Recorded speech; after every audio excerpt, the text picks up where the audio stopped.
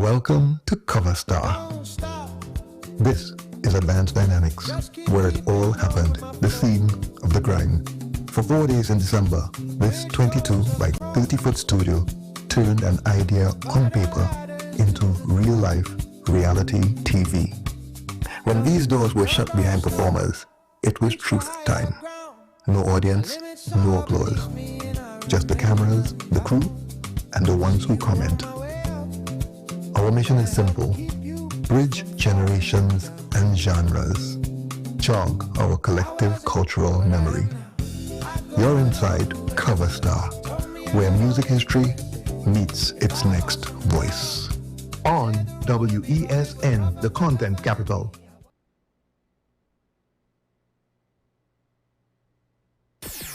WESN.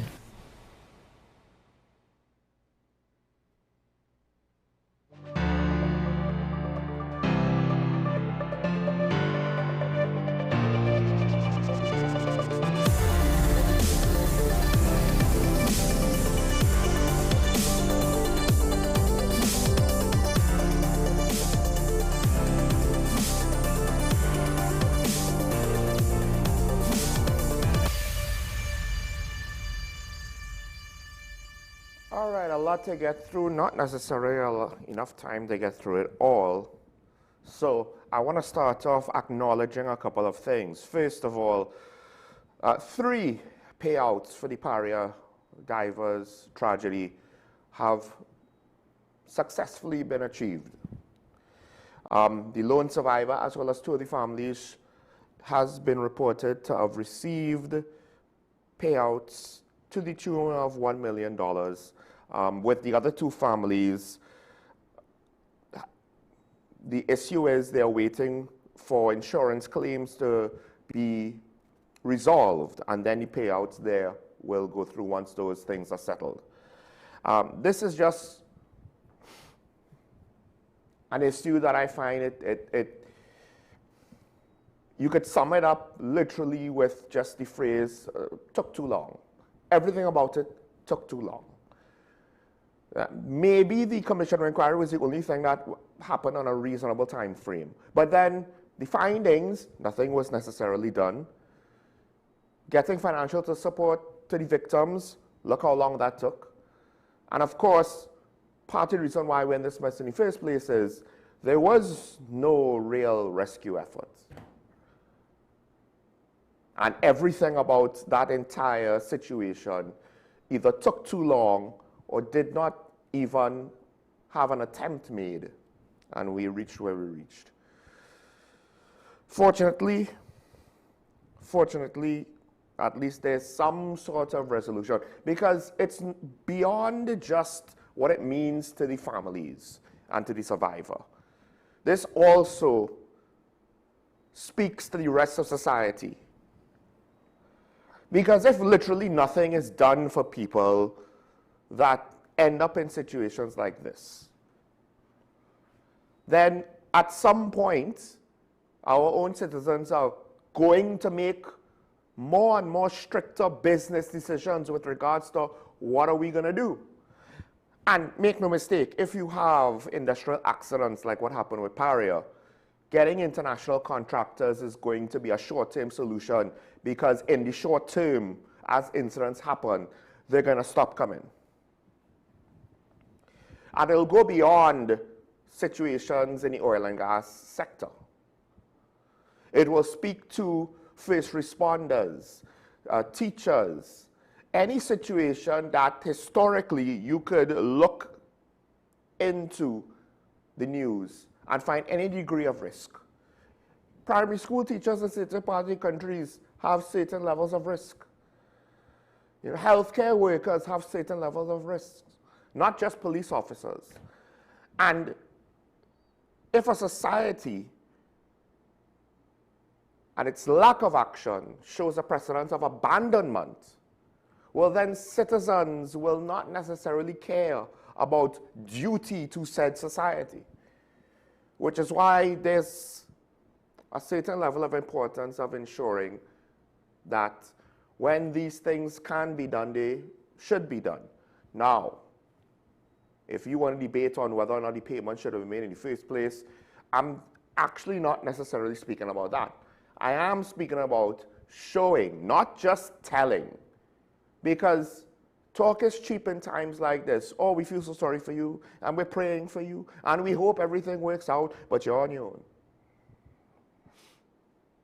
And already, one of the articles I reported on this acknowledged that the whole situation with the OSHA breaches, et cetera, is up in the air because there was a Privy Council ruling on a similar matter, and the precedents from that matter might apply here, which means that consequences for the actions of that day might not be forthcoming. And that alone is discouraging. Because again, on some level, as much as the payout, which took a long time coming, probably too long, was probably welcomed by the families. And it's probably welcomed by the country. If we can't deal with situations that happen under the government, how do we have any reasonable degree of expectation that the government, the state, and the various apparatuses can enforce not just criminal law in terms of street crime, but white collar laws to prevent corruption, bad business practices, exploitation, et cetera, et cetera? Because make no mistake, Paria, arguably, based on the reports of how the work was allowed to happen, might qualify for those things, more than just an accident, but rather exploiting the willingness of certain workers to operate in a certain manner, which can be deemed to be unsafe, but perhaps we will never know how far that will go. Thankfully, there's the Commission of Inquiry. And somehow its findings were publicized, but yet not acted upon. But anyway, let me not continue with that. Another thing I want to acknowledge, the government, they're just going through the process of getting the new cargo vessel, Blue Wave Harmony, up and running in the Inter-Island Ferry cargo service. Now, reports are that the daily rate, when compared to the Cargo Star, is going to be approximately $2,500 US per day higher. Right? Now, not too sure exactly what the earning potential is supposed to be in terms of dollar value, but the expectation is it can accommodate over 25% more freight units from 90. Well, let me not say that. Let me backtrack on that, right? Because I might be misreading this. But essentially, it's supposed to be able to carry more cargo. Will that be enough to cover the cost? I'm not sure. That being said, the only issue I would have, because I believe this is leased for a year, and the government is looking to potentially already have longer-term planning. That's what the report said. That's what the report says that the ministry is saying. Beyond the lease period, they're looking at long-term planning, potentially procuring a vessel or having a lease-to-own build finance model, right? As long as we could utilize the extra capacity, then great. And it could be the case where, look, because there's extra capacity, they might get more demand. I have no problem with that. But if it is a case where the extra capacity is regularly underutilized, that needs to be noted for any sort of future planning. Hopefully, nothing goes wrong. Seems as though this period of transition with the cargo vessel was a lot smoother than some of the last ones. We'll see how it goes. The ferry service is one of those strange things where it is bound to lose money due to the need on a societal level. It cannot be a profit-making venture. So it is what it is. Can't necessarily fault losses incurred.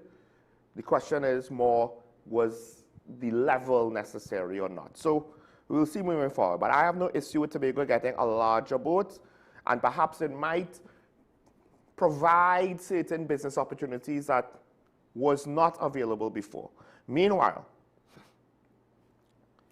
money paid out to the Paria victims, a new boat that's going to be a bit more expensive for the cargo service. Ultimate Soca Championship, off the table. I believe I read somewhere there where NCC was basically saying, well, they didn't necessarily meet with us to try to resolve the issue before they made the final decision. The thing is, they still talk about sponsorship, and particularly state sponsorship. Jerome Rome Priscilla is saying he hopes to bring the competition back next year with support from the Ministry of Culture and the NCC. And some people might say, well, why? Why are you entitled to state funds? Well, the issue comes about, and this is not necessarily something that's going to last forever or going to be the norm, but right now, there is an issue with advertisements and promotional budgets. And if you doubt what I'm saying, just look at the closure of Loop, Sportsmax, and Newsday. So media is having a hard time at it with regards to advertisements revenue. So now the question is, to what extent can private ventures into things like a Soca Championship be able to get enough private sponsorship?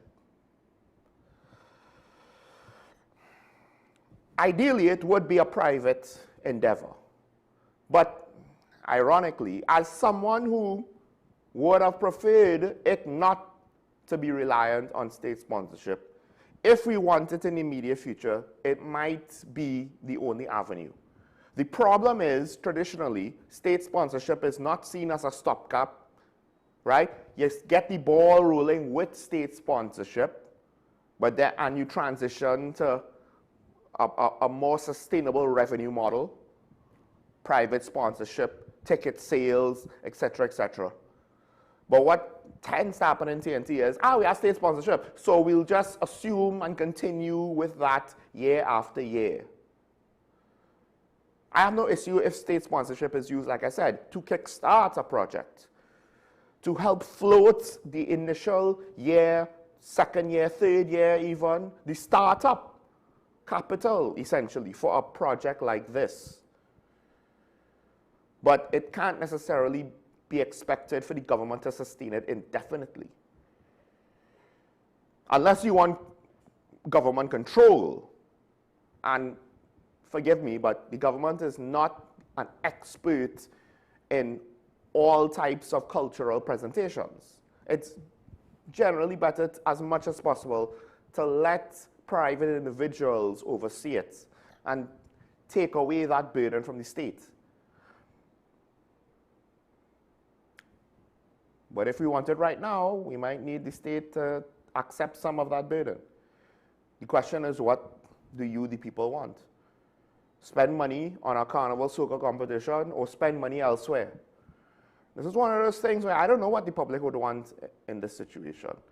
And arguably, ironically, the benefits of a soca championship to the culture and to the economy might be greater than you think and might outweigh the initial investment by the government or any government. But I say this to point out the fact that the perception of the economy is probably getting more and more negative gradually. And when you look at, well, in the business section of the Newsday. They have an article speaking to the economy last year, speaking to some of the perceptions by private businesses who still have a long-term optimistic view, or the perception of the foreign credit rating agencies who seemingly are still trying to leave some window for some sort of long-term interpretation. They're not saying that we're necessarily sunk just yet. But the conclusion was that last year, there was need for decisive economic reform.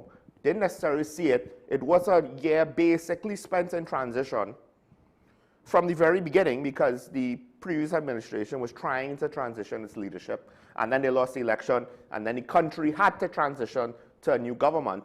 So on some level, how do you assess the performance of the political leadership in 2025?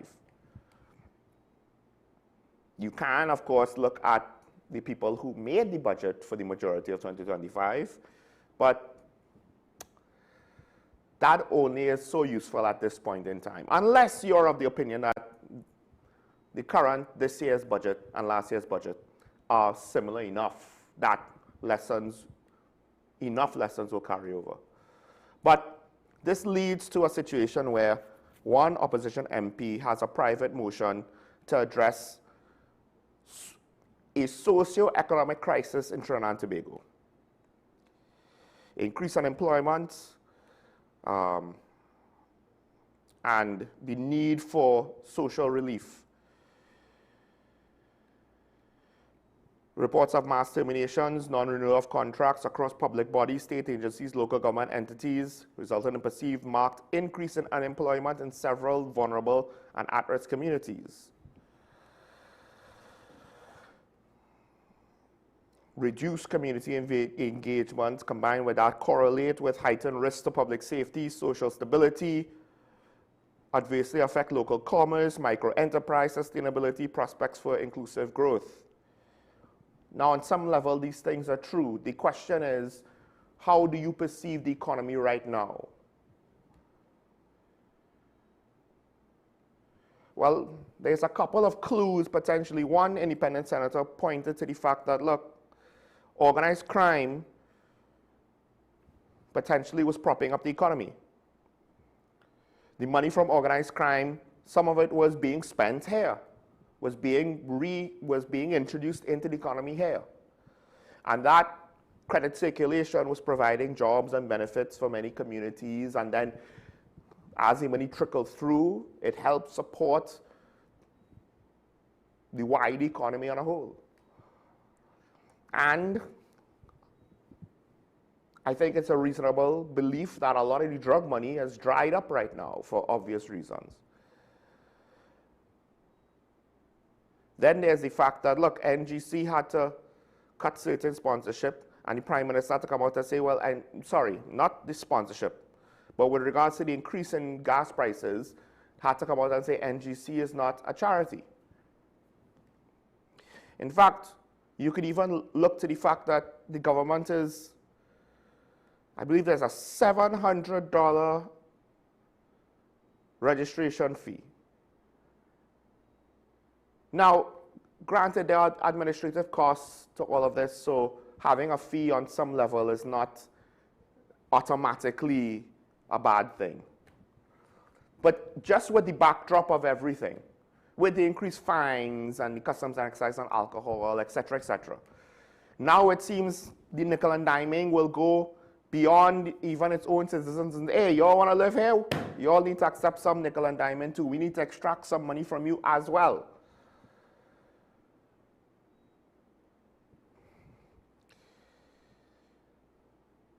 And all of these things point to the fact that, hey, perhaps the economy isn't looking good. But then you have to ask yourself,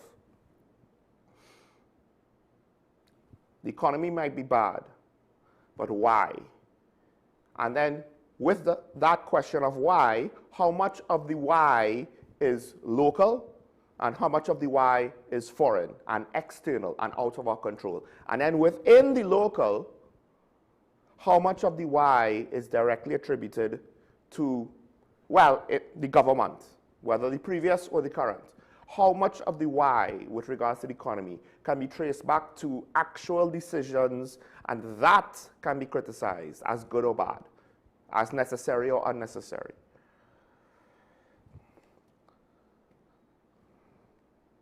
The private motion, seemingly, if you kind of look at it and read between the lines, focuses on certain demographics upon which you could then draw political lines or make an assumption of political allegiance. So is it a private motion, but to some extent based on politics and trying to speak to the plight of your supporters? That's one way to put it, and I'll leave it at that. I won't seek to put it any other way. The problem, of course, is right now, there's still a lot of people that don't want to hear anything the opposition has to say, particularly when it comes to things about that, like that.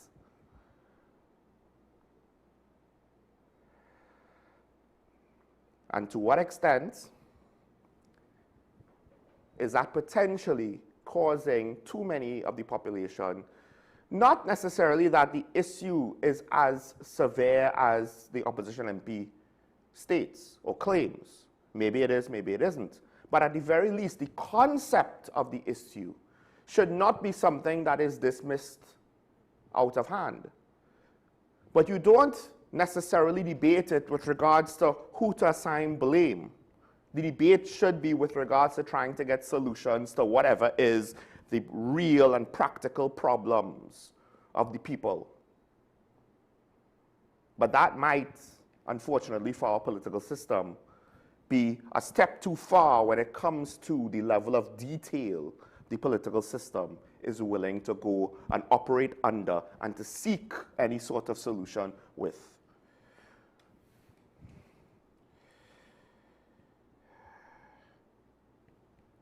All right. The last thing I'll say is this. There was a report of a murder of a media freelancer who there may be some personal history with regards to why she was murdered.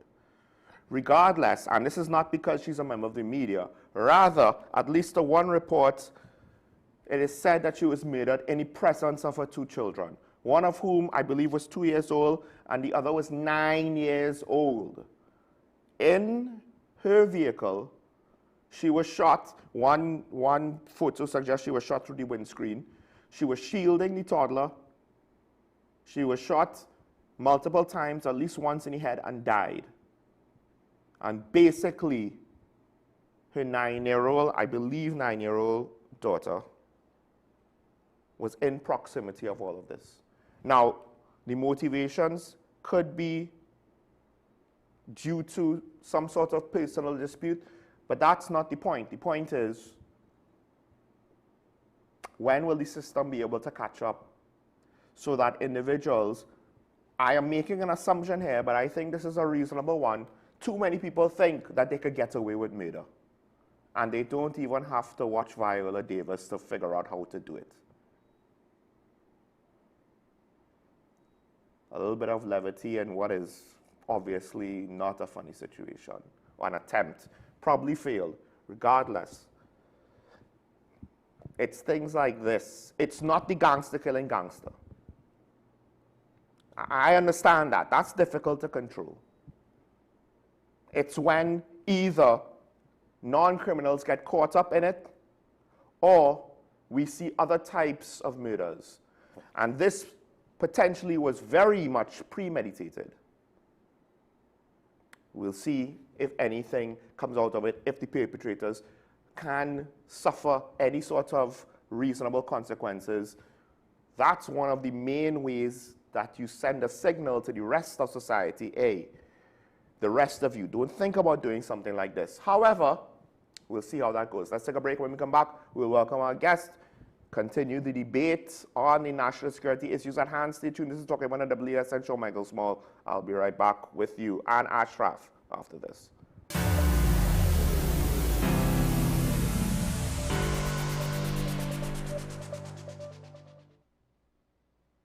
By public demand, you can still get your C3 car raffle tickets only at the following outlets in Port of Spain until Friday, 12 noon. IslandEtickets.com. At the College, Kenny Sports, Queen Street, Long Circular Mall and West Mall, Crosby St. James, Sinks Liquor Store, Bonds Road, St. James, and at Mart's Liquor Palace, Digger Martin Main Road. These outlets only. Draw date is this Saturday, January 24th. No further extensions. Get your tickets now. For more info, call the College at 622-1671 or the hotline at 491-1802. Hello.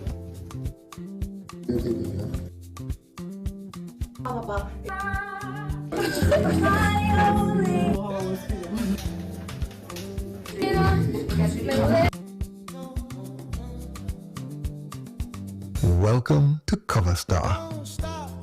This is Advanced Dynamics, where it all happened, the scene of the grind. For 4 days in December, this 22 by 30-foot studio turned an idea on paper into real-life reality TV. When these doors were shut behind performers, it was truth time. No audience, no applause. Just the cameras, the crew, and the ones who comment. Our mission is simple. Bridge generations and genres. Jog our collective cultural memory.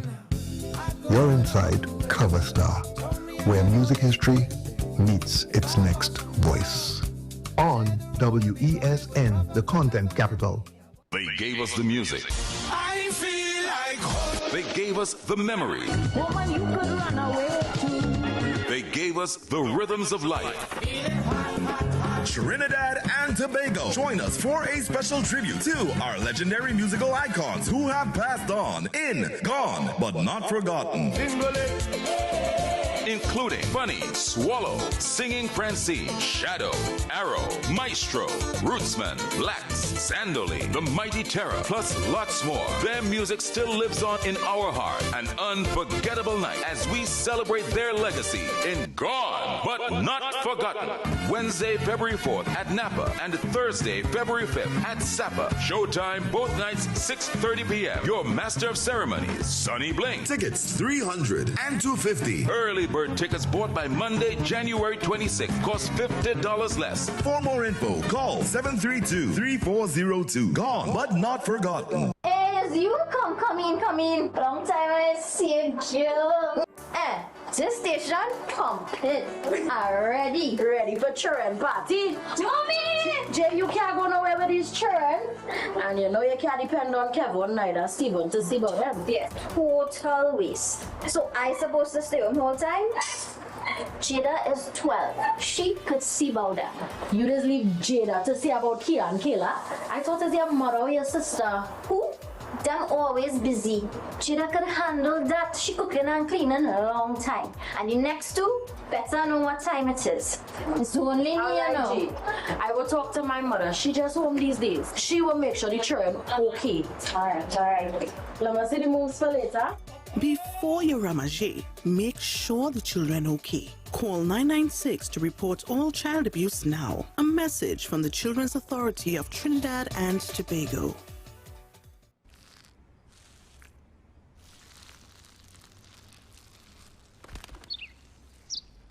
Maybe he landed here totally by coincidence. But if by chance he's admiring your fresh coat of Benjamin Moore soft sky blue, well, that's a pretty high compliment. Coming from an expert.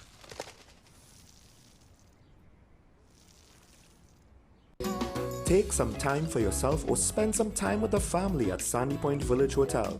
Enjoy our various studio and suite apartments, self-contained with their own kitchenettes and Wi-Fi. We also have our famous 100-foot swimming pool and our beachfront restaurant, the Steak and Lobster Grill. And our location in Crown Point puts us near the center of activity from the nylon pool to the local nightlife. Call us and make your reservations at 639-8533, 389-2378 or email us at sandypointvillagehotel@gmail.com. FanZone, your reliable, authentic supplier, has just gotten better. You can now visit our website www.fanzonett.com for your authentic wear and collectibles. The only place where you can use both your Visa debit and credit cards. Visit our website fanzonett.com to make your purchase today. This is Face of Sports, WESN Content Capital. How you felt about the kiss on the lip? That's the business. I'm nothing to do with that. I find that was distasteful. The national senior team, whether you like it or not, that is the model for all other teams to follow. I'm assuming that the regional requirement may be a much stricter requirement. This is not about Pro League and Super League. This is a league run by the Normalization Committee that I'm responsible for. Nobody expected FIFA to fund this arrangement. If we don't get a professional attitude towards this, we are doomed for failure. You break the balance, trip the leg, control the body. They ain't gonna stand put forever. Why you want the Chiefs to lose so? Why you want the Chiefs to lose so? They already have two. Lamar don't Why? have. You're jealous because you know the Chiefs getting closer to the Patriots. Let's go to the last part. No, of the not Let's go to the last part.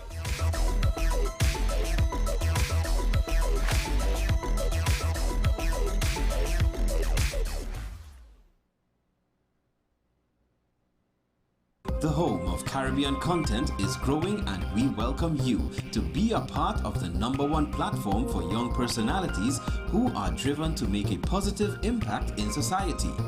As we continue to reach every corner of Trinidad and Tobago through our daily broadcasts, our social media pages, or through our 75+ digital billboards across the nation, contact us to learn about our competitive rates via marketing at wesncc.com or call us at 628-5835. WESN Content Capital, television with a difference.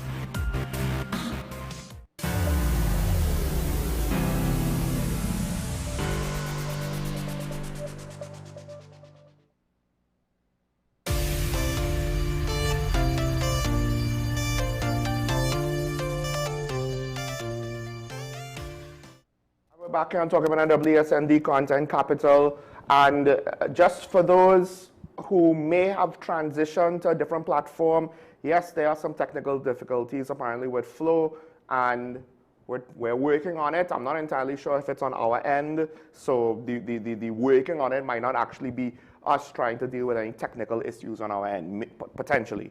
So apologies for those that were, but of course, those that could hear me, those that could hear what I'm saying, you would have already transitioned to a different platform. With that said, I am joined now to continue the conversation with regards to our national security and crime fighting issues, some of which we have technically spoken about before, and they've come up again. And to have some of these conversations again, I'm joined by Inspector Retired Ashraf Ali, soon to be vacationing. Ashraf Ali, you need to let me know when you're going on vacation. I am on preeminent vacation right now. A year-long vacation? Well, it was hard-earned. Just by the way, how great, I can't remember if you said this before, but you do realize you basically ducked an entire year's worth of SOE and carnival work. Oh yeah, boy, that was very interesting. So, with that said, one of the things I want to get to, it was a comment made by Justice C. Prasad, and I think I may have seen it yesterday, but I didn't speak about it. It's an interesting comment with regards to liability. Liability by agents of the state, you know, when they have any sort of wrongful arrest, and I'm not too sure if he mentioned malicious prosecution. I know one media house use that in their title. I believe that will be more on the prosecutor, not on the police side. Yes. But essentially, we could speak about that entire situation because essentially there was a specific case where the defendant, when you look at the situation, right, and it could be that, listen, it's a one-sided account because the police officer, I believe, did not show up, and that's part of the problem here. So, you know, it seems as though there was no reason for it. Smoking a cigarette on the street, 2019, I don't know if there's a law against that. Smoking outdoors on the street, I would imagine that's the point. You go outdoors to smoke. There's laws against smoking indoors, but hey, it is what it is. And the conduct of the officer, based on the testimony, which again, I'll just say, for what it's worth, it is mainly from the defendant or the plaintiff, I guess you could say. The whole situation seemed beyond the pale and I guess prompted Justice Tipasa to say, why can't the police officer be held liable in situations where it seems as though the responsibility is really all on him? It's not even on the service per se directly, because I don't think you could say, oh, a senior officer had anything to do with it, or police procedure. They can't point to like a regulation to say, well, that's why the officer did some of the things that he did, and it's the regulation that was at fault. You know, it seemed like the officer was just on his own. What does that mean to you as a former police officer? Because one of the things that makes the system work is that the state takes liability in order to protect officers, essentially from the reverse, from malicious lawsuits that might be frivolous. No. So, more to all the callers and listeners out there, situations like this, it just compounds the challenge that the Trinidad and Tobago Police Service and law enforcement on the whole has when it comes to trust and confidence in the ability of the organization. This is not new. We have had over the years a lot of matters where there was a call for police to be held accountable for their actions, or in some cases their inactions in this circumstance where the person failed to come to court and address present themselves in the court because somebody was charged, arrested and charged. The reality is that persons believe that there's two sides to this, and I'm saying that it might not be as simple as just letting the officer come out of the officer's pocket. It has to be dealt with differently, because in a circumstance like this, someone arrests an individual, brings them to the station, they must report to a senior officer, right? Because this is part of our standing orders. Right. They must report to the police officer, and some senior officer must acknowledge the incident, and if the person is going to be charged, and senior officer must oversee that the charge is properly laid, and there's sufficient evidence to overlay that charge. To lay the charge. You don't charge somebody just so and expect, no, an officer doesn't charge anyone just so without a senior officer overseeing that charge and saying, hey, listen, this happened, is ABC, okay, charge the person for X, Y, and Z, and that person is going before the court, because the senior officer would have, in terms of law enforcement, would have taken the charge. It means that they saw the charge, agree with the charges to be laid, right? And the matter is before the court. Now, that's all the senior officer can do. The senior officer may or may not, based on the circumstance, say, listen, continue my investigation into this matter, and then. But if it's a circumstance, incident where you have the power of arrest and the incident happened within your view in such a nature, then the officer charges the person and the officer has to go before the court and justify the nature of the charge in this circumstance. So I am saying that if there is a situation where a police officer arrests an individual and charge that individual and go before the court, and it is proven by the court that the actions of the police officer is not keeping with the law, is not proper, the arrest wasn't proper, there was an inappropriate action, and in what Justice Prasad is stating, I agree with him, because in certain circumstances there can have false charges laid against the individual because somebody's ego was bruised and he exercised that power and authority outside of what you're supposed to, because the law enforcement is given additional powers of authority. That powers of authority that you have, you need to know how to exercise that reasonably and fairly. You can't abuse it. And I agree, there are some police officers who actually abuse that power, and it does not augur well for the organization as a whole, because that one individual is adding to the negative reputation of the organization, the Trinidad and Tobago Police Service. Unfortunately, all police officers will be looked at in that manner. And when these type of interactions happen, the good that some officers are continuing to be doing, and the vast majority of officers who are doing good, are the ones who end up with confrontation because people have a predisposition that all police officers behave in this manner. So it makes it more difficult for enforcement of laws when people believe that the police is not fair. Well, and this is the thing I wanted to highlight. I believe you were touching on that point just now. It's not just the lack of trust and confidence in that, well, you know, I don't like you all, so I'm not going to cooperate, right? And when I say not cooperate, I mean not resisting arrest, but, oh, you want a witness statement? I trust you to keep me safe. I'm not giving you no witness statement. I know nothing. I hear nothing. Exactly. I'm not necessarily going to be, I don't have to be belligerent obviously, you should still comply to instructions, but, you know, the energy that you give to the police and the willingness in order to do certain things, it just might evaporate. But then on top of that now, because I guess in the past, the idea would have been, well, you have a malicious prosecution and an unlawful arrest case, who bears liability? The state. So the state bears the consequence. So what is the incentive? The incentive is that the state has to get its act together to have better oversight to prevent these things from happening again. Now, on some level, we could say, hey, that's not happening, and switching liability to the officers is not necessarily going to solve that problem fully.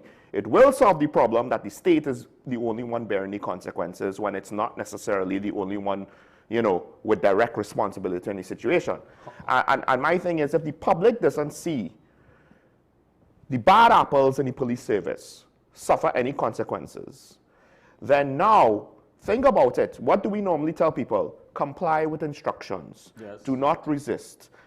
Allow the system to deal with it. But the problem is, the more and more that you see these officers, essentially, they're getting scot-free. The system is bearing the consequences, but they're getting scot-free. I think you run the risk that too many people in society, and by too many, it could be a small minority, but still, will get the theory in their head that, hey, the system not going to really protect me. So I need to be prepared and willing to protect myself from the police. And then that's going to be a problem. And that is one of the challenge many citizens face, because it is not easy, or it is very costly to take the court, take the state court for compensation for wrongful arrest and all of that. But then we have to look at it from another humanistic side. You arrest an individual and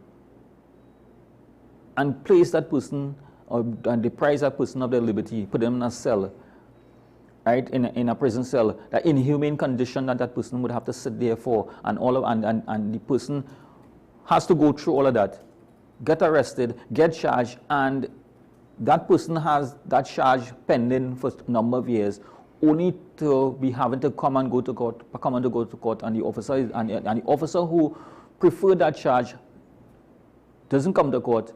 Yeah. Eventually the matter is dismissed. It still tarnishes your reputation. I mean, in this case, the judge accepted the defendant's account, yes, found no law mandated the officer's direction regarding the cigarette, no reasonable basis to suspect the defendant of any illegality. His actions of speaking a loud voice did not amount to disorderly conduct, and there were no circumstances to justify a charge of resisting arrest. And now the thing is, on some level, I acknowledge the fact that the judge is basically accepting one account. The reason why that's acceptable is, as Ashraf just said, or he was pointing to the fact of something that happens far too often. The officer did not appear to give his account. So what is the state supposed to do?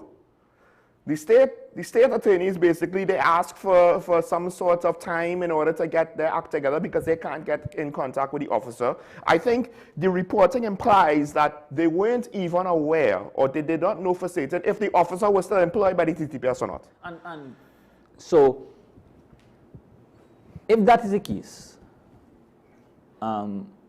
taking into consideration the nature of the officer, who is a special reserve police officer, so it brings forth the additional conversation, or should I say, it could digress this conversation into the pros and cons of a special reserve police officer, right? But we're not going there.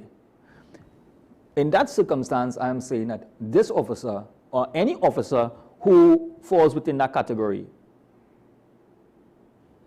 can also be disciplined within the organization, because failing to attend court is a disciplinary, right? But it doesn't satisfy the public.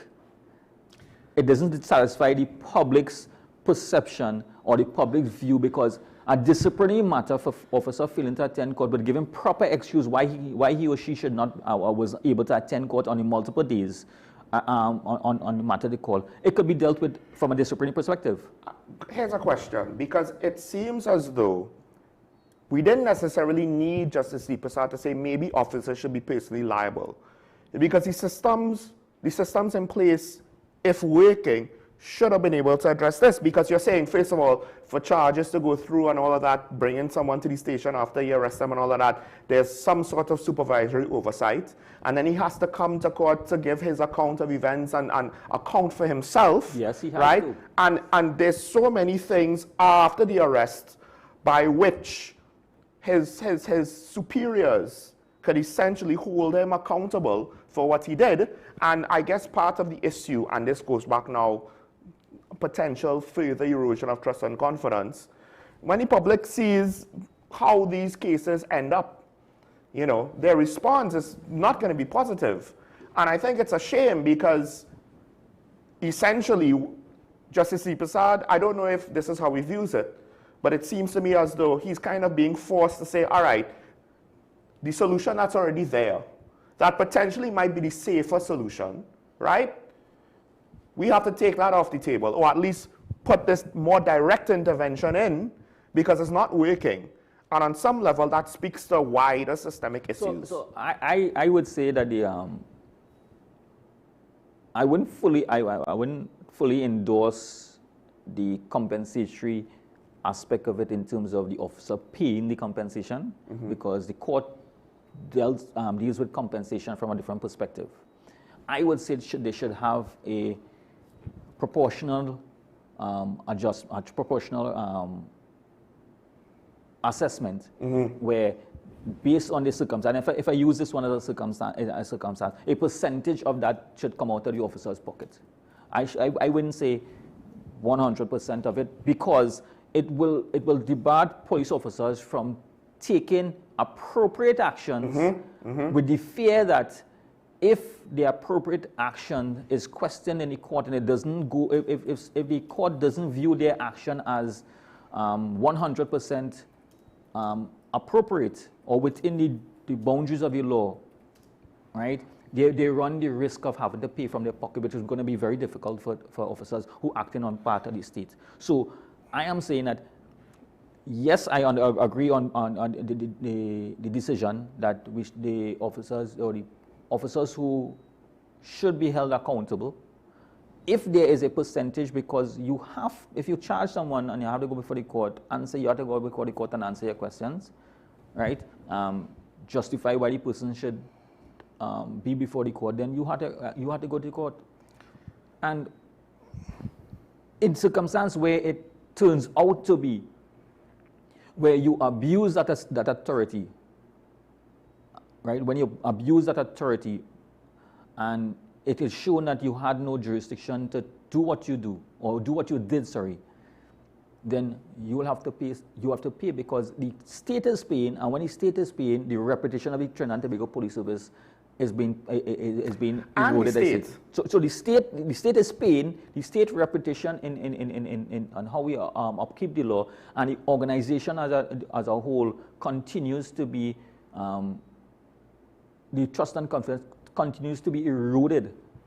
At some point in time, if you keep eroding trust and confidence in our organization, we will end up at zero, and then we will end up at anarchy. Essentially, that's what you have in the States. You have a significant portion of the population that has very little trust and confidence in law enforcement, and then you see at least some confrontational moments with law enforcement and the civilian population. That was not necessary.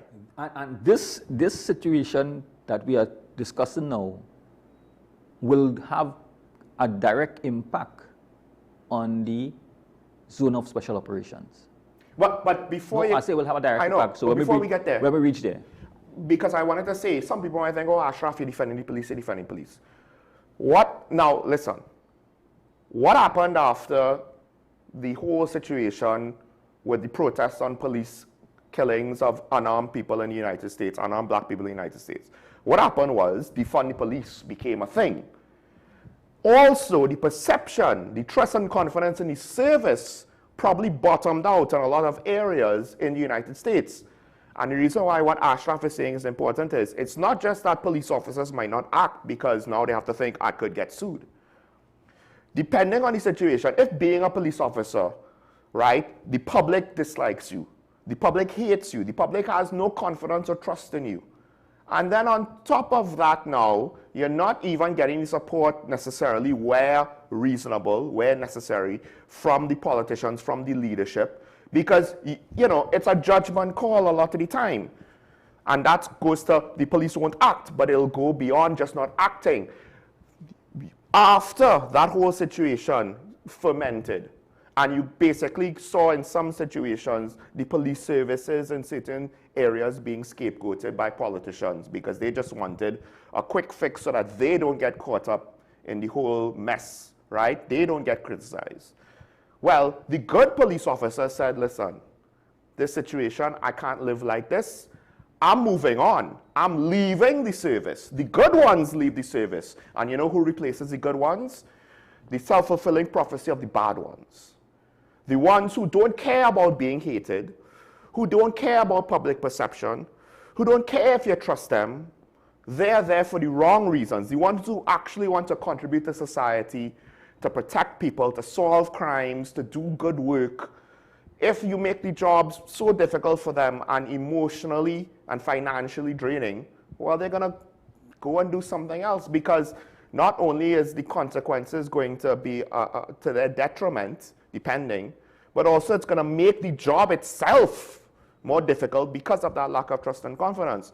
So now, ironically, and we could kind of bridge the zone of special operation conversation to some extent with this, because first of all, two things. One, some people have concerns with regards to the potential of the zones of special operations being used to abuse the population. But while I'm not necessarily going to put stock in, oh, well, the government is going to abuse the population because they're going to target PNM areas, I do think on the lowest level possible, you have to account for the fact that if the system cannot minimize potential abuse by police officers in normal times, now when you have situations where you're going to have extraordinary powers for what Defense Minister Sage said, 2 to 3 years to 5 years, right? Even though arguably, and we could speak about the measure, about the timing of the measure later on, it potentially is an even longer term measure if you wanted to do it properly. So this situation is going to persist for quite some time, and it comes back up, the conversation came back up again with body cameras with regards to the zones, and I think it's applicable, of course, with the liability question. Because the language of if it's available, I think a lot of people, maybe there should be more pushback on that language, because the Law Association came out and said, no, kind of diplomatically, but hey, why don't we kind of just make this thing mandatory? Because the cameras protect the police officers, at least the good ones, right? And protects the citizens from the bad ones. And I just want to say this, when there, I just did a very quick search, 2018 article, one SOE detainee got $250,000. I think once you get to the realm of 10 to 20 cases like this, it pays for itself. Yeah, it's true. So it brings a hard question and also the reality into focus, where Justice Prasad mentioned that now we are going into zone of special operations. It has been debated, and there's arguments for and against it, and I can see both sides of it. I am objective, right, in this. I have my views about it on both sides. On the side of law enforcement, it's going to be I can tell you it's going to be a challenge for law enforcement. These are the zones. Yes, in terms of operationalizing it, utilizing the manpower effectively over a very long period of time. It's going to be hard on police officers to maintain keep maintaining this on a regular basis. We might get issues with vacation all over again. And coupled that with the other activities that they already been engaged in on a regular basis, it is going to be something that I think the association had already made a call about understanding what the officers are going through with the amount of activities coming out of a SOE and then going into something special like this. So it is going to be difficult on police officers. Persons may not know how difficult it is going to be on police officers. They say, well, we are paid for that. No, we're not paid to be operating in this high stress level on a regular basis, not being able to get a little downtime to de-stress. Yeah, I think people kind of underestimate. It's one thing for like, okay, you had a week where you was working a 60-hour, 80-hour week, but it should not be 52 weeks a year. Yeah. That's just not sustainable. So on the opposite side, I could understand the impact it will have on certain communities and the stigmas attached to certain communities, whether or not they are considered to be hot zone at this point in time, or they are now going to be considered special zones of operation in this concept. We all know that there are areas of that we call hotspots over the period of time, and the reason why they were considered hotspots is because there's a hotspot of criminal activities taking place within these areas. That hasn't changed. Do we still have criminal activities taking place within certain areas? And I shared an article with you, which was very, very, very instrumental in terms of what that was posted that on Facebook. And the author who is a journalist, I might add, gave a very good narrative and a more precise narrative as to what is taking place in these type of communities, that the communities are really under siege and are really in a state of emergency by the criminals within their own communities. A lot of persons who are not living in those communities would not know what those persons in the communities, the law-abiding citizens in the community, feel on a regular basis. I have interacted with a number of them, and there is not much you can tell them on how to maneuver within your community because I'm not living in their houses, right? I may just interact with them on a daily basis, but I have to go back to my home. They are the ones who live in there on a regular basis. They are the ones who see the persons with the guns. They are the ones who knows the persons who committing the crimes. Yes. They are afraid of even coming out and speaking out or watching an individual they know fully well, but they can't even share information. One of the things that the article pointed out that I found was a very a very hard-hitting point to make, and something that the general public might overlook. Small businesses in these areas, basically extortion and other similar rackets kind of cause them to go extinct, right, to die out. And then the job opportunities in the areas start to die out. And that's part of the criminal elements having a chokehold on the community, right, that causes the situation to ironically be another self-fulfilling prophecy type of situation. Because now, when a young person can't get their first job in the store doing whatever little odds and ends for whatever little money, right, and be productive and start to see, hey, this is step one, and then I could see step two, and then I could see step three. Rather, what you see the criminal, that the only example you have of making money is the criminal element, right? Yes. Unless you go out of the community and the stereotype is not used against you of being from X or being from place Y. But you see the criminal element with high-end cars and consumer electronics and all kinds of things, and the influence is just, you take it, it's not just the negative influence, you're killing the positive influence. Exactly. And then you have the aspect of it is that in these communities are being pressured by persons who live within these communities. The gang members and the persons who are affiliated with crime pressure the same law-abiding citizens, target them, extort from them, ask them to pay taxes towards them for living. So technically, you're paying to live in the community in some aspect of it. Yeah. And you might even pay with your own, may not be financial sometimes, but you're just paying for just to be there, right? And you're paying with your freedom because you don't have freedom to move. within those communities. Yes. You gotta be home at a certain hour, you can't go out, yeah. This zone of special operations, even though it's only a 3, it can extend for 72 hours. I just want to say, you want to know how you could pay? Your child has a friend. You want to have a sleepover, but the other parent don't want their child to come sleep over. And what are you going to do? So your child is now isolated. Yeah, right? So 72 hours, maximum 72 hours. When you have a complete lockdown of the area, and in that aspect of it, you have to look at some positives of it. The law-abiding citizens will have an opportunity to be able to move within their own community, whereas the state is now protecting you.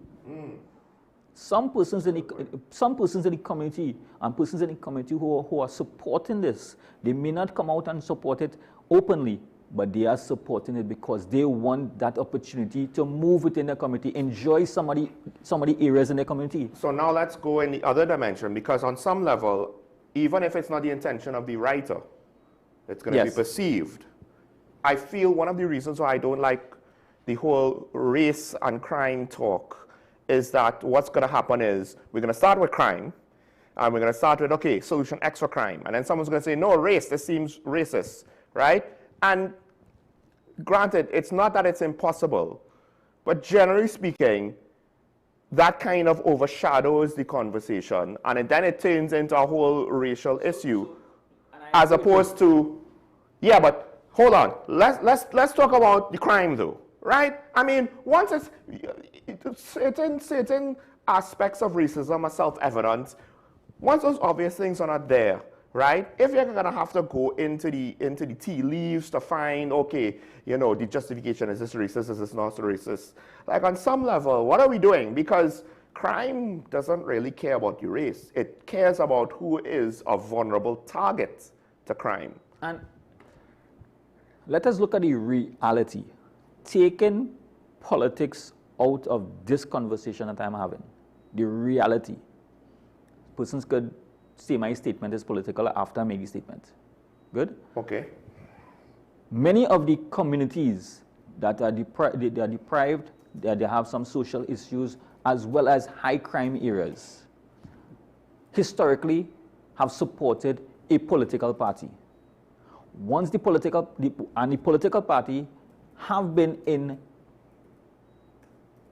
administration for a number of years, and the same environment continues to exist. Good?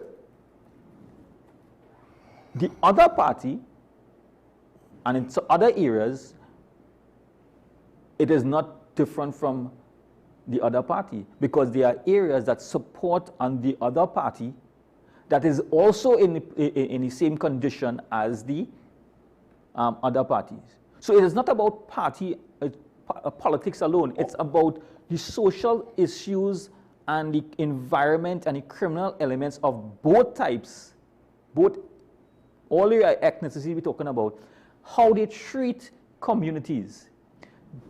This specific zone of special operation, the way it is structured from what I'm reading and my interpretation of it, and if it works the way it should work, because it's not a short fix, this has to be a long-term measure, because it's about changing the environment and the culture within the environment that cannot happen overnight. It has to be long-standing.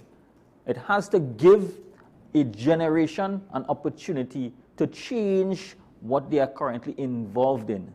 But let me circle back now to this, because I don't necessarily like when people try to correlate racial motivations on statistics with crime. True. It's not to say that there's no truth to that. First of all, crime is generally stereotyped.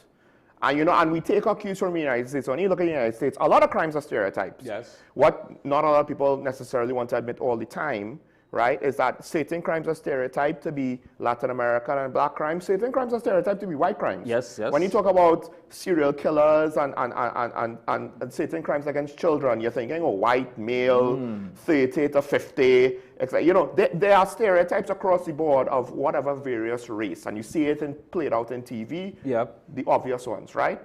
But here's the thing. We don't have to necessarily try to do some kind of correlation in statistics that might not give us the full picture.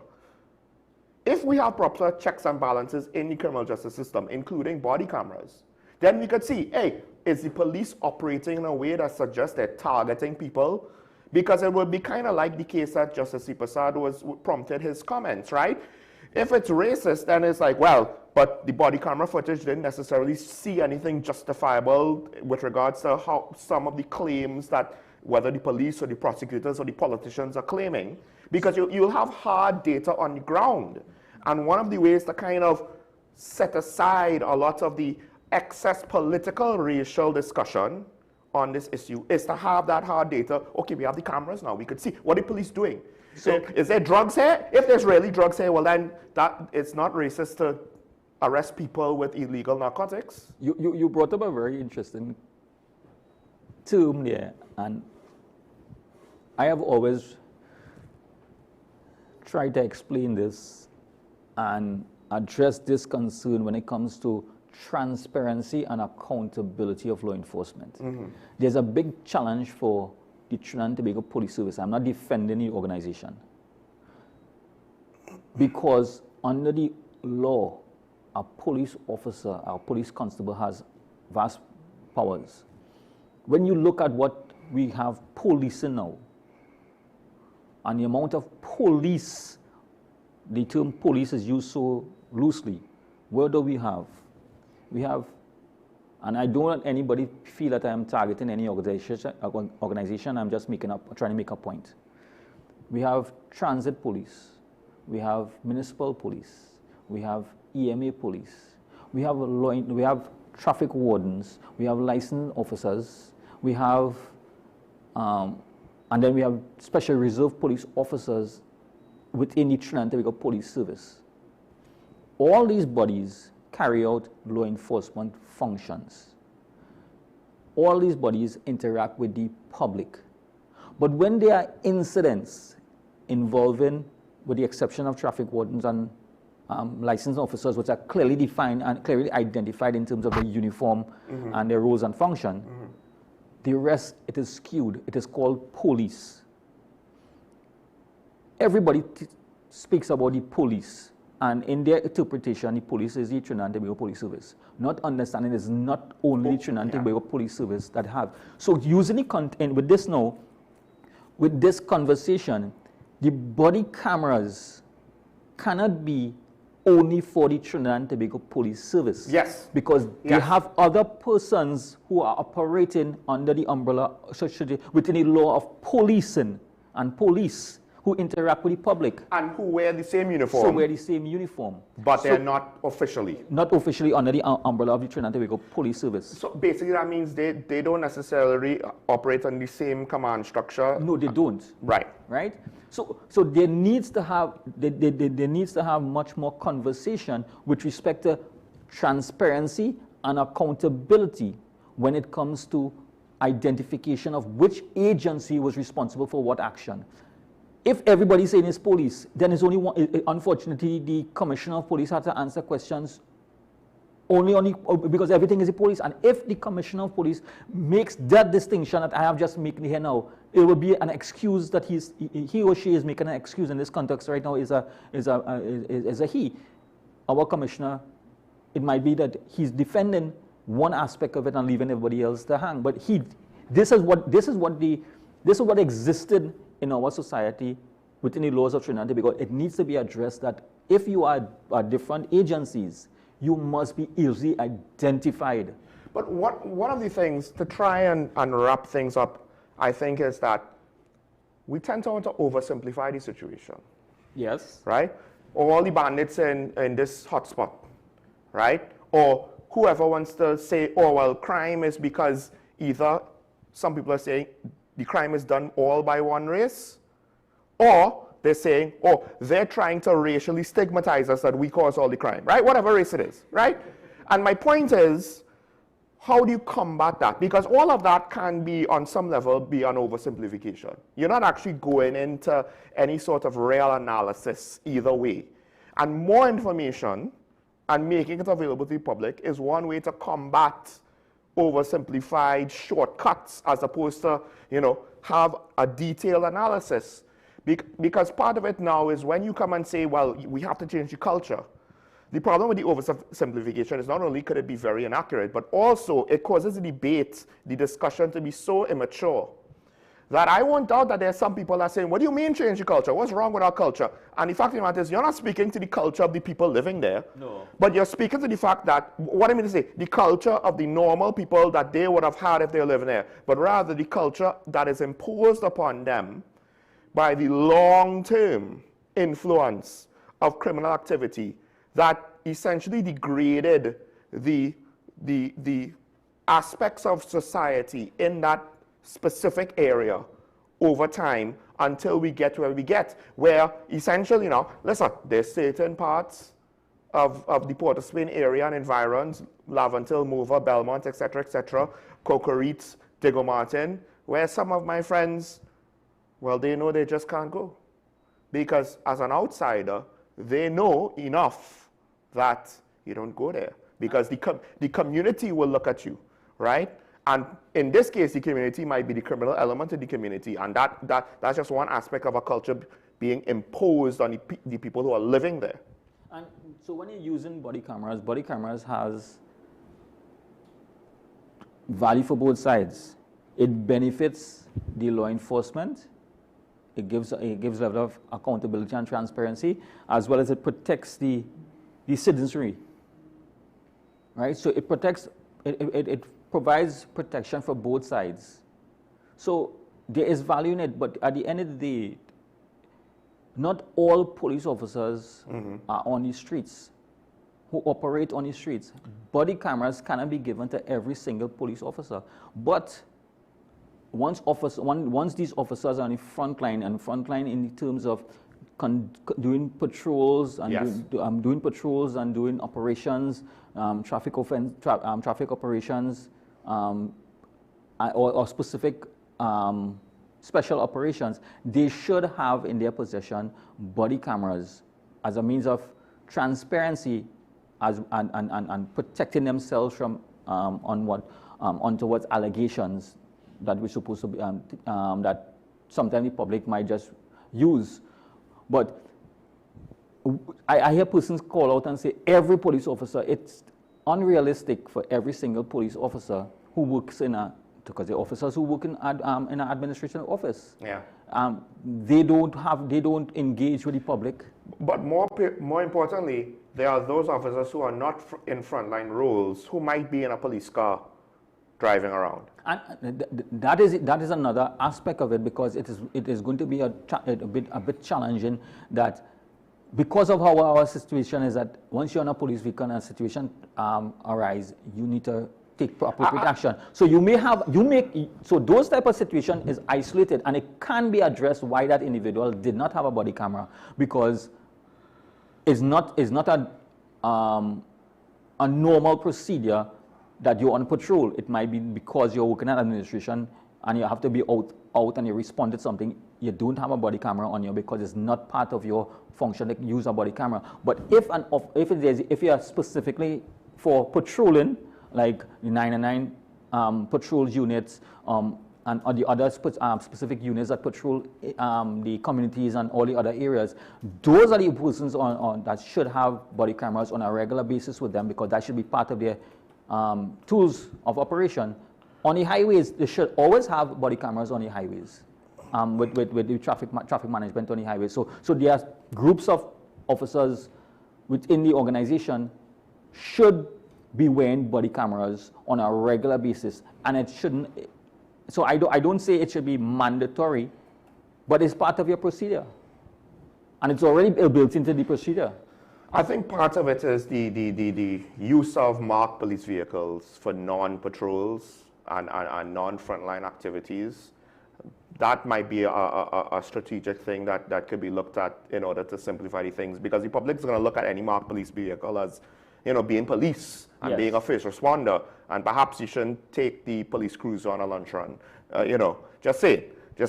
But that might need unmarked police vehicles if you want to have administrative use vehicles, right? Yeah. Or you're going to another branch, another department, in order to do some administrative function, whatever, maybe it shouldn't be with a marked police vehicle, right? Whether you respond or not to a situation depends on the circumstance of the officer, but once you're in a marked car, the public's gonna look at you with expectations. Exactly. And it's not always reasonable to have those expectations. So true. But going back to what you said about the long-term issue, because I kind of spoke about it with regards to the professor's words on the Jamaican zones and his thoughts. Hey, this is a long-term thing, it's not a short-term thing, right? What is your take on that? Because the Minister of Defense thinks it's 5 years tops, right? And I'm thinking that's a little bit too convenient, seems too conveniently tied to the election cycle. This is a long-term problem. And is there a political reason why you're not looking at a long-term solution? Because the practicalities of it might say it needs to be a long. You can't just say job's done 5 years in and stop. Well, I don't know why the minister would use that, because he may have a different perspective, and he choose that terminology. 5 years. Well, so let's just use 5 years for discussion purpose, outside the fact that the next 5 years could be election. So let's use it for the purpose of discussion. In 5 years' time, yes, they should have some type of change in the way that they view the communities. In short space of time, I should say, you should see some change in behaviors and in change in not overall behavior, but you may see some significant impact into the area. How that impact is dependent on what the extent of the involvement of the operations outside of the special type of operations, because you have social programs to put in place. The level of social programs is dependent on what the outcome would be.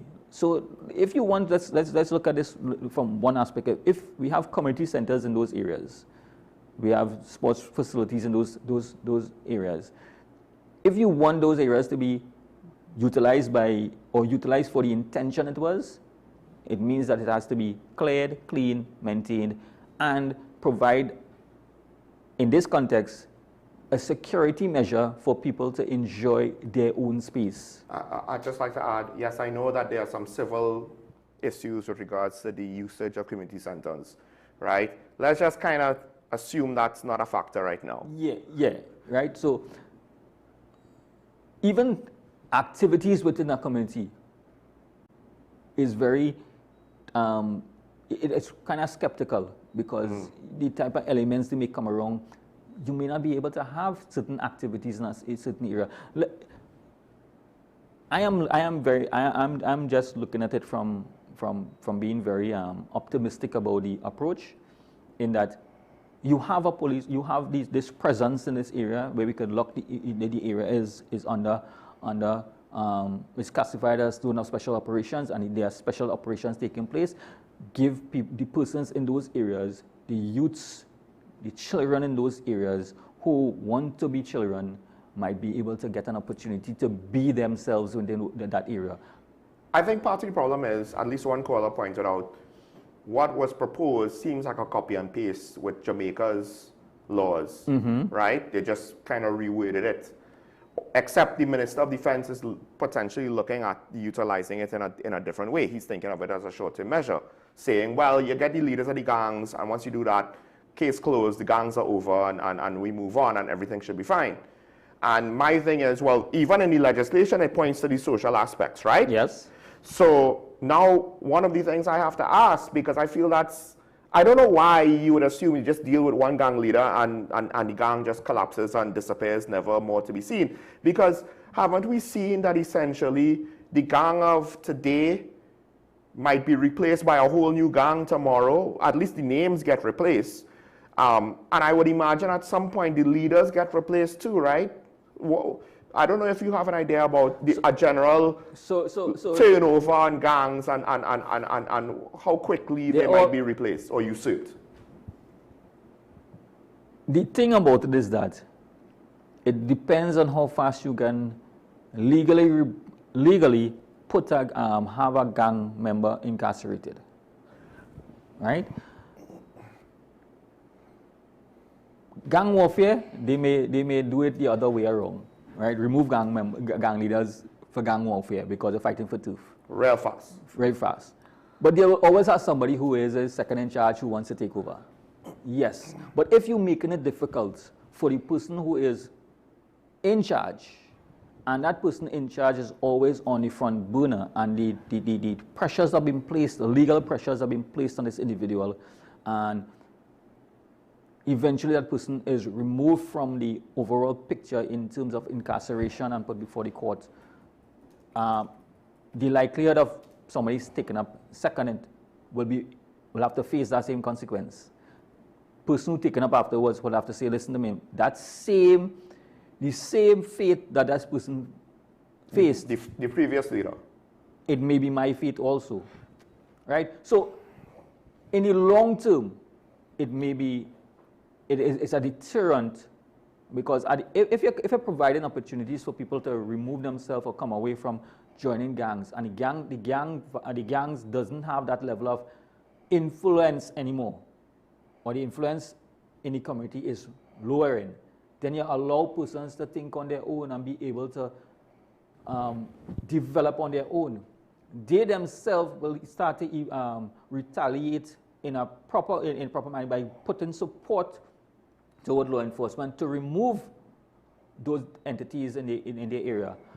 That is where policing is supposed to get in, where you get the communities to work with law enforcement to address the concerns in the community and bring your community back to where you would like it to be. But the timing, you have to be fast. It can't be forever. It cannot be forever, but it will take time to build. Sorry, what I mean to say, if it takes a long time to remove a gang leader, well, the second in command is like, it takes so long. I'm going to have at least 10 years. But the problem that we face is that we allow gang leaders to fester for a number of years. So we can't just do like this and say they're going to move them. Not just that. I think the exercises of the state of emergencies on some level might have shown two things. One, gang leaders are in remand, still leading the gangs. And two, some gang leaders are abroad. Yes. And the zones of special operations, they attack crime in similar ways. And these gang leaders who were in prison on remand, they were there before the SOEs. Well, so I am not saying it's a foolproof. I mean, I do like the point that you make. It gives the community a chance to. I'm not saying it's foolproof. Yeah. But given what we have, I am simply saying, any system that you put in place, there must always have a review period. And if in the next 6 months, there's an evaluation of what is taking place, and the administration can come together again and say, listen, we need to revisit some of our operations, some of our activities, because we are not getting, we're not getting the results that you're not seeing the type of results you want, then you must have some evaluation. But if we say that you're going to just put a program in place and there's no proper evaluation, now a lot of persons might want to kick against it and say, I don't want this, and we don't like this, and we stereotyping, and we all of that. But I am simply saying, we are in a position right now where whether you make a decision to put something in place, because there has been a outcry for the governments to curb these type of activities in this area. For me, this is a one measure. If it does not work in a time period, in a short term, if there's more problems than solutions within this, reevaluate the whole program, and tweak what needs to be tweaked. Okay, we have a call on the line, Mover. Good morning, you're on the air. Good morning, Sean. Good morning, Mr. Ali. Morning, sir. You know, Sean, I keep listening to some of the debates that, or what passes for debate in this country, and sometimes I have to scratch my head on one. Now, the amount of controversy being generated by this Zozo situation. Sean, I'm over 70 years old, and I've read in the papers so often. I have seen on the news so often, certain communities crying out, we want a police post. We want a police post, crime out of hand in the area. We can't, 7 o'clock, we lock up, we can't come out. And this thing not right, we want a police post. You know, a lot of the complaints or the fears being generated are from a lot of those same areas over the years. I try to understand sometimes the logic, but again, I'm a Trinidadian, and I know that too many Trinidadians are easily swayed mentally, right? Especially by their party or whatever. You know, 1 or 2 people jump up and they try to make it. And Sean, I'm not using the word race. There's only one race on this planet. That's the human race. Their ethnicities, etc. And I hate this stupid race talk. Okay, but nonetheless, they want to make it about so-called race. But everybody knows where are the areas in this country that after 6 or even before 6, the average Trinidadian knows I am not going there. So true. Okay? Yes. And that could be within the same area. Because there are people who live in certain areas who wouldn't go in the next part of that same area. Yes. But these things are reality. You know, why are we being so deceitful and raising all kinds of spurious arguments, oh, this and that? Let's just go with the Zozo. Let's get all officers who are operational to wear their body cams and stop making excuses. I'm fed up hearing excuses from this one and that one. They don't have enough. No one saying that every single officer, you don't want an officer who is in the station that have one body cam. You don't want an officer who's generally directing traffic to have a body cam. But we know which officers we want to wear the body cams, and everybody playing games.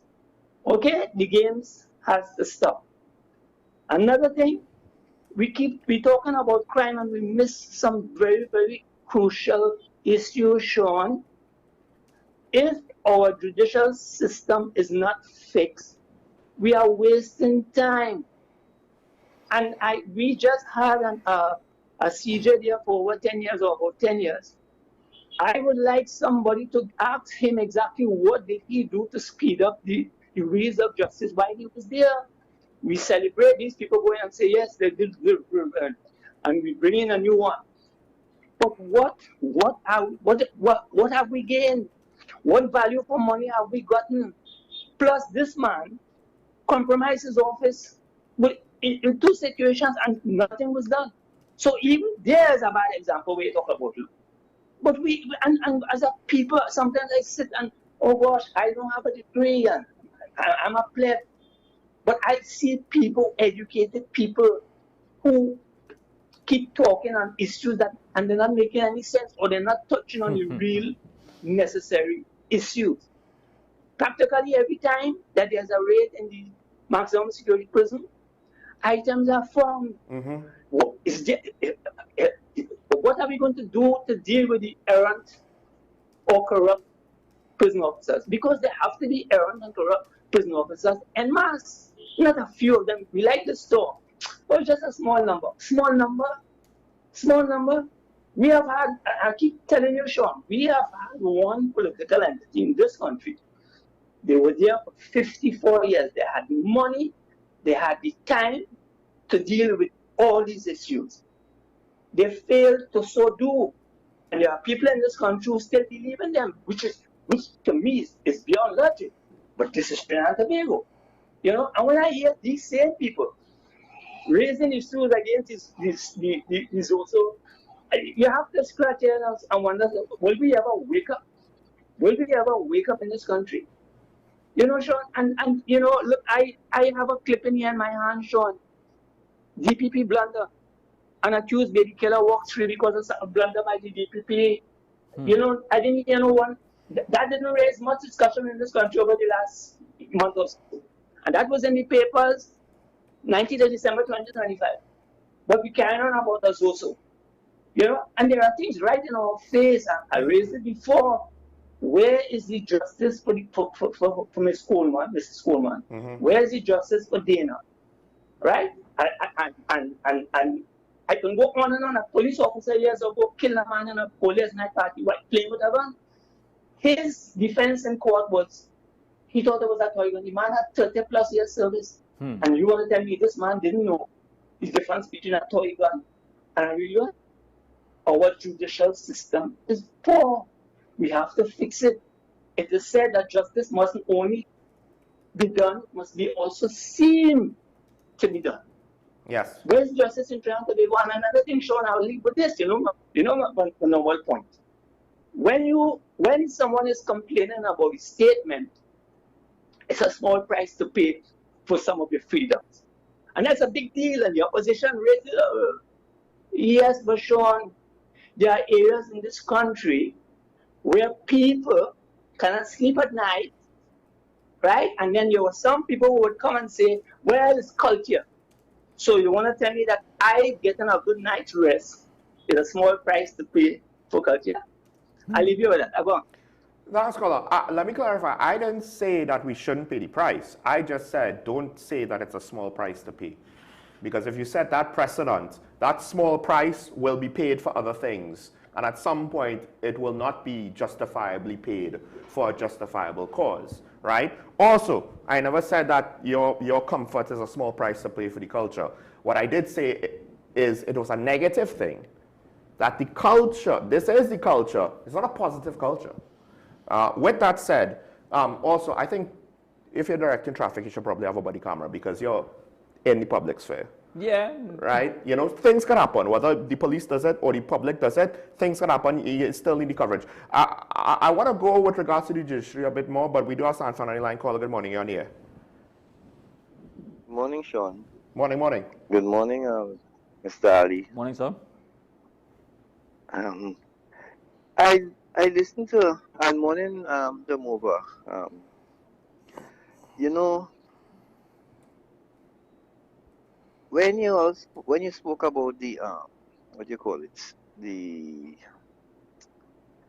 When you spoke, Sean, when you spoke about the issue with Mr. with the what's his name, the judge, Francis Prasad. Yes.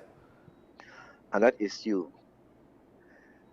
I'm trying to pin this thing down because and there are stopgap measures in the system, in the police system, Mr. Ali. Yes, they are. To try and mitigate malicious prosecution. Yes, they are. Because as you said, the officer has to when he brings the person in, arrest the person. There are before the person is charged, he has to before the charge is laid, a senior has to oversee that to say yea or nay.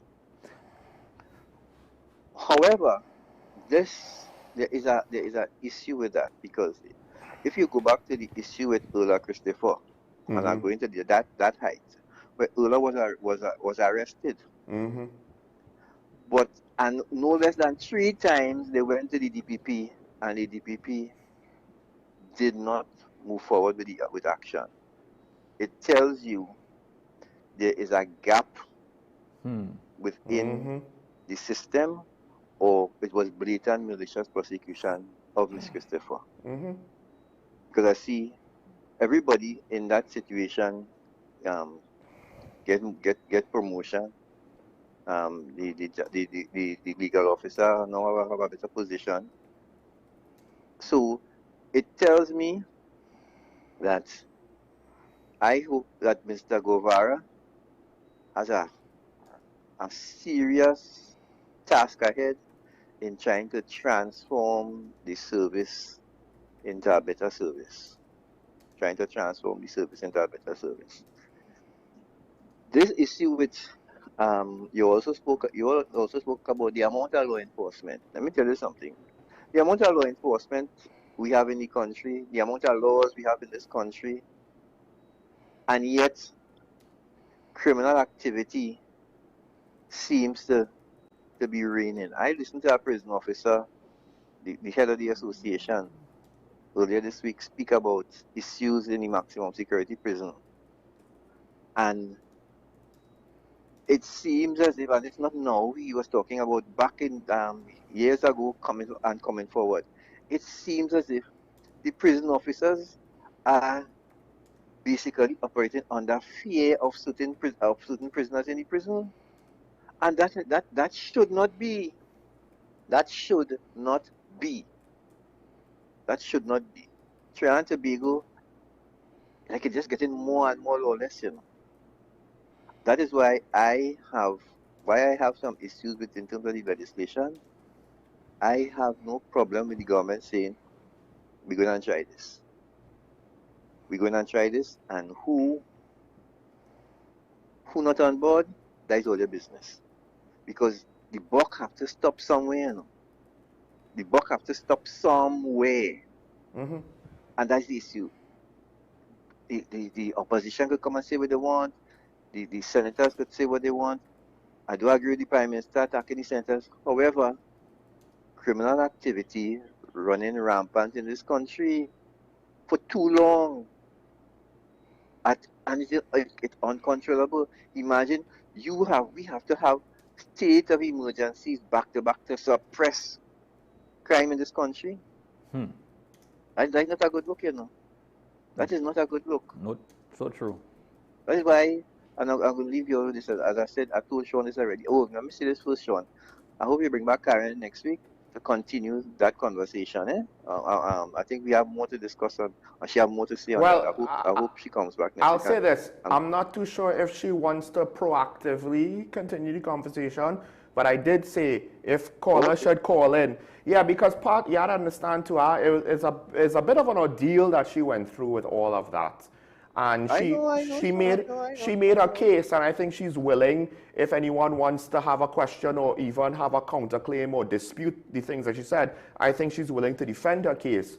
But to go through that, you know, she doesn't want to harp on it. She doesn't want to make it come across as though she's protesting too much. And I think also to just go through that. I'm not talking about in her particular case, you know. I know. I'm talking about the enormity of that situation. Well, the financial crisis aspect? Yes. Okay. Yes, the financial crisis aspect. That's what I'm speaking about. Yes, sir. What I was going to, my last point, I lost my train of thought here. Because I so wanted to say that about with Karen to come back on next week. Anyway, as I said, we have to try something because, oh yes, I was going to say this. Imagine, and this is something a little lighthearted. I have a friend in Grenada, and anytime I'm going to Grenada, I call him and say, hey, I'm coming up next month or whatever it is. And he always asks for one thing alone from Trinidad and Tobago. He said, bring newspapers to me. Just buy newspapers and put it in a suitcase and bring it to me. Because he says Trinidad is like a comic strip, you know. So he just wants to read the newspapers and read everything for a month. What happened in Trinidad and Tobago and get the trend and see what's going on for a month. He said because Trinidad is like a comic strip. Those are always his exact words. Trinidad is like a comic strip. Have a good weekend, gentlemen. Thank you, girl. Thank you for that. Although I feel very two minds of thanking you for that, because there's a part of me that very much appreciates that last comment, and there's a part of me that wishes he does not have to acknowledge that last comment at all. It's no fault of yours. No fault of yours. You know, reality is reality. You stating it is not going to change reality. I'll say this. He did, when he was talking about prisons, I had a thought. Prisons, what happened in prisons might have more or less be a very similar thing to what happens in some of these communities. It is. The criminals erode the situation and over time. And then I just want to reiterate this point again. The former commissioner was arrested. Have you ever heard what law she broke? Still trying to figure it out. So let's just go. I'm surprised she ain't suing the state yet. With regards to the Chief Justice, the thing with the judiciary, he has control of some administrative and procedural things, but you can correct me if I'm wrong. As far as you know, certain procedures are based on law and legal requirements of the law, right? So I just want to clarify something with respect when I said that when San Fernando said we have checks and balances. Right. Now, notwithstanding we have checks and balances, if an officer arrests an individual and is going to prefer a charge against the individual, the senior officer cannot tell him, you cannot charge the individual. He has to advise on the proper charge for the individual. The senior officer cannot say this, cannot dismiss a charge because that can be construed to be misbehavior in public office. That matter, once a person has been arrested and is going to be charged, that has to go before the court to dismiss the charge. A police can't say, a police officer cannot, a senior officer can't say, well, don't charge the person for this at all, unless he has good evidence, as he has good grounds to say that that person should not be charged at this point in time, or there is no reason for charging that person. No, he runs the risk that it's an unconstitutional arrest, an arrest without authority, and that individual, you open the window for that individual to sue the state. Yeah. So if you arrest an individual, like we always say, if you arrest an individual, and you advise police officers, if you're going to arrest an individual, make sure that when you arrest that individual, you know what was the offense that the person committed, and you have the authority to arrest that individual for that offense. If you don't have that authority, that is exactly what happened with Justice Prasad commenting in that circumstance. But the problem is some officers don't understand. Just because they feel slighted doesn't mean that a law is broken. And a senior officer would not put his integrity in question to say, do not charge this person, because if that officer does that, he can be face a disciplinary charge, as well as he can be also prosecuted for misbehavior in public office. So that is why the matter normally has to let it go before the court and let the court make a decision. More on that in a bit. St. James on the line. Caller, good morning, you're on here. Yeah, good morning, gentlemen. Good morning, Sean and Mr. Ali. Long time I call, but I tune in all the time. And I don't know if Mr. Ali could help me out, because I was looking on the internet. I'm trying to get a regulation book right now. I was looking on the internet, and they say there's specific laws about arrows on the ground when people driving for making right and left turn. Well, from what they said that what I understand is on the internet. What I understand? What they say on the. Okay, so you have to go to the Ministry of Works and Transport, the licensing department, because they have the regulation. I think they have the regulation book online. Yeah. I try online thing, but I'm going to get one. But what happened on the internet? They are saying that these laws with the arrows on the ground in Trinidad and Tobago, you must follow the rules of these arrows on the ground. However, when you see a green arrow on the ground, it means that you could turn right or left at the intersection. But when you see a red arrow on the ground, this is law in Trinidad and Tobago. If you have a green arrow on the ground, it means you could proceed to make a left or right turn. So I know I write regulation, and I know I look at all news on the internet, and I never see an update of the regulation book. So it seems as though the last regime open up, make a whole mess of the system, and open up a big can of worms, confusion between the law and the drivers. Okay. They are very specific about this. I want you all to go on the internet and check it for yourself. Don't just take my word. Right? But these things now that you bring in law, when you bring the demerit, this and that and the other, you never put these things in the regulation book. So drivers will, end up in a problem with the law because they are unaware, right? I asked the police said, if there's an arrow on the ground, white painted arrow on the ground, that means that you cannot turn left or right, but that also is not in the regulation book. You see? So I just calling to say this and for you to check it out, and I wanted to give you an update on the lady who bounced me car, lady from Maraval, Miss Nikita. I ain't gonna call her last name. The police, great work, you all caught up with her. They charge her for knowing driving without insurance. And then the police said, well, we met in the station, talk, you all talk your thing and settle it out. She said, a very young girl, she said, I get my ticket already, I get my ticket already. For what? For no insurance. So the person car that you bounce, well, that ticket, it seems as though it take care of that. So that was the attitude and things. So I sent her summons.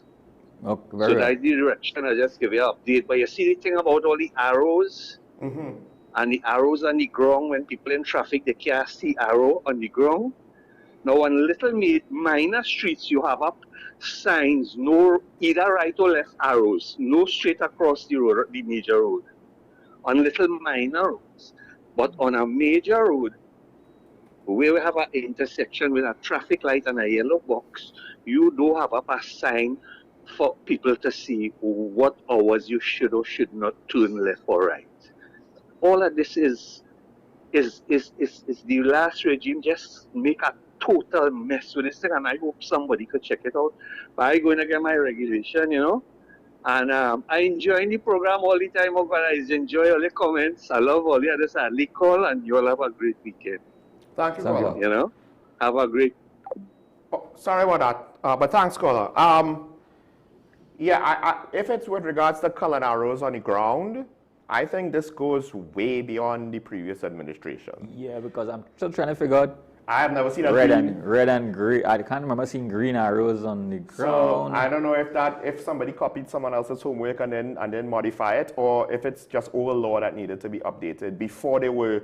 I guess there was a time before street lights. I guess, right? Yeah. But the funny part is this could be like a law from 1920s England that we brought over and didn't. We don't know. It brings an interesting question on when you have laws like that.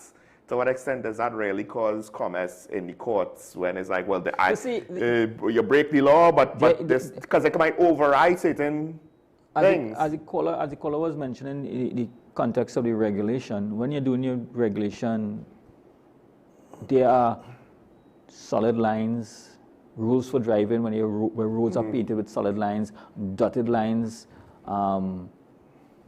checkered lines, bold lines in front front of a street on a street at a T-junction, a bold line in front of a T-junction. Clearly, the lines indicate which is a major and minor road, right? When we do have proper maintenance of the roads, we have some challenges. For instance, have you driven? I'm driven, sorry, on the new highway to San Grande, the Eleanor. No. Okay. Well, for those who go on the highway to going up to the new highway in San Grande, like they forget to change the direction of the arrows, because when you're heading east on the I would say east on the highway, all the arrows are facing east. The arrows are facing east. There are still arrows facing west on the highway. Because they increase the number of lanes. Yes, but it's 2 lanes to go. But they forget to paint the right. But the 2 old lanes are now the 2 east lanes. Yes. So when you're driving on the highway, you're seeing arrows heading one direction, and when you're on the other lane, the arrows head in the opposite direction, but you're driving against the arrow. So then, didn't the persons who put that there know that they need to repaint the arrows? Queen's Hall, right outside Queen's Hall, you have a 3-lane situation. Well, you have a point where it's actually 4, right? Where there's a right turn to go into Cobbins Avenue. It's just the one part where technically you could go 4 abreast. Most of it is 3 lanes wide, right? 2 lanes go towards the Savannah, 1 lane comes into Cascade St. Anne's. The problem was when they repainted the lanes, right, in order to make the 3 lanes, they painted over the old paint. But that didn't last as well as it should. So you had a time when you had the old paint being visible and the new paint being visible and drivers not knowing where are the lanes. And then that could have led to an accident because here I am looking to turn into the leftmost lane.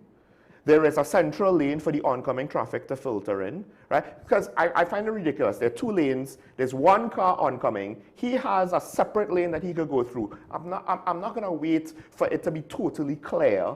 That's kind of nonsensical, right? Because essentially, I'm not going to leave a whole lane unused, right? But because of the paint job, there were times when I would at least still wait, right? Kind of see how the other cars were driving or if there was a window, because I wasn't always sure that the oncoming car wouldn't kind of straddle the line of and clip me because he didn't know where the lane was. Now, just want to reiterate some points quick. Yes, the Chief Justice could be limited by budget. The DPP could be limited by budget, so it's not so simple for them to fix things. The caseload is so big, budget and resources does matter. And back to reiterate a point, suspension of rights is an important thing, particularly when it's the police and the army. And while the whole airstrikes were an extreme example, as one caller pointed out, communities want police. Then communities complain about the police being there and what the police did. It's like, well, yeah, there are consequences. When the police and army have a presence, there are going to be more confrontations. And it's not all going to be peaceful. And it's not all going to be the police's fault that it's not peaceful. This is just, there's violent crime there. That's why you want the police there. You expect that the police are going to somehow successfully always talk down criminals? That's not reasonable. So, Ashraf, I don't know if you have anything left to say. Well, for me, I am optimistic about the zones of operation. I see values on both sides of the table with respect to the... I see the conversation on both sides, where the pros and cons on both sides of it. At this point in time, there is a lot of outcry for police presence in certain areas. This opportunity gives it more clarity, more legal. It is now within it's putting it in legislative documentation to where you have authority to take particular actions in certain communities, where as opposed to before, you're just going to a community and persons accuse you of taking stereotyping and victimizing certain areas. In this circumstance now, they have a reason why there is a process in which your community is now going to be considered to be forming part of a zone of special operation. If you want it not to be a zone of operation, then we have to change. You have to do your part to assist in changing that area, and law enforcement has to do their part to change it so it is no longer considered to be an area of zone of special operation. Somebody else's area have to. But just like everything else, it is not a quick fix, because criminals know if they're operating within this area, I may migrate to another area. And we know the history of criminals in Trinidad and Tobago. Criminals who live in an area don't necessarily commit crimes in their own area. But also stash houses tend to be in some nice areas, not so? And furthermore, criminals do not see their criminal counterparts as race or ethnicity. Yeah. We are criminals in an organization together. Mm-hmm. They see everybody else as opportunities for us to benefit. So when we fight among ourselves as law-abiding citizens and divide our communities and divide ourselves into race, religion, and ethnicity, criminals see all of us as opportunities. Not just that, because of geographical proximity, some of the first victims of any gang is going to be people of the same race of said gang. Right. When you think about it. And they are so networked, if they need something, in a different geographical location, they know who to call and how to get it. That's the other thing. And then you would think, hey, well, this race of criminals doesn't work with that race of criminals. Oh no, they will work. So they will work together. Let us be naive in Trinidad and Tobago and don't understand that when we say, and the persons in authority say, the level of networking that takes place among the communities, criminal elements do exist. Isn't it funny that criminal activity overcomes racial barriers more effectively than politics? Oh, that is a good research. Yeah, that's an interesting prompt for a researcher. I'll just say this. I'm not as confident, not because of the concept, but because of the implementation. That's my issue, the implementation, right? And it's not about the UNT implementation. It could be a PNM government. I'll still be worried about the implementation. Part of it is the police executive. Part of it is just general politics, right? And also general society, right? But I will say the stage did say something that Central Trinidad might be #1 among crime-affected constituencies. There was a time when bodies were dropping daily in Lavantil. When's the last you heard of that? That's because of effective ZOSO operations being used for the last 10 years. Now we're seeking to have it clothed with the respectability of law. I would just like to close once again, because I spoke about this yesterday. That's a very interesting thing to see. And perhaps we should, I mean, it goes back to the question about suspension of rights. I'm not saying that we shouldn't pay the price. I'm just cautioning, don't downplay it as a small price. That's it. Thanks to the callers. I don't think we got any comments today. Let me just double check. But thanks to the callers for calling in. Thanks, St. James, for calling in and giving us an update on that situation. And unfortunately, that's probably not a unique situation. I tried to find the regulations quickly with regards to the colored arrows, but I couldn't find it. So, yeah, so it is what it is. But we're close on the week, folks. So have a good weekend. Try and stay safe. Remember, it's nice to be nice. I'm pretty sure this whole Zozo debate could play out very ugly online. Try not to delve into that. If you want to talk about it, be respectful, even if the person you're talking to is disrespectful to you. Right? Thanks once again, Ashraf, for joining me. We'll continue the conversations because this is probably not going to end anytime soon, but that'll be for next week. Until then, we'll see you on Monday. Bye-bye.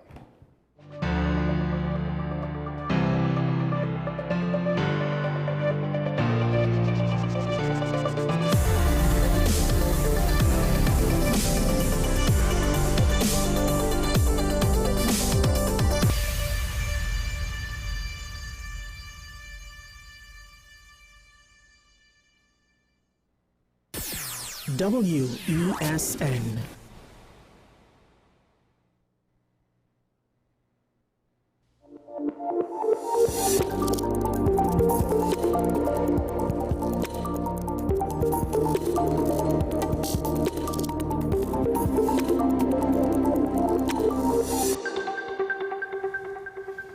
Hello everybody, this is 10 Questions. I'm Andy Johnson. Good to stay with us here at WESN. Well, let's just tell you this.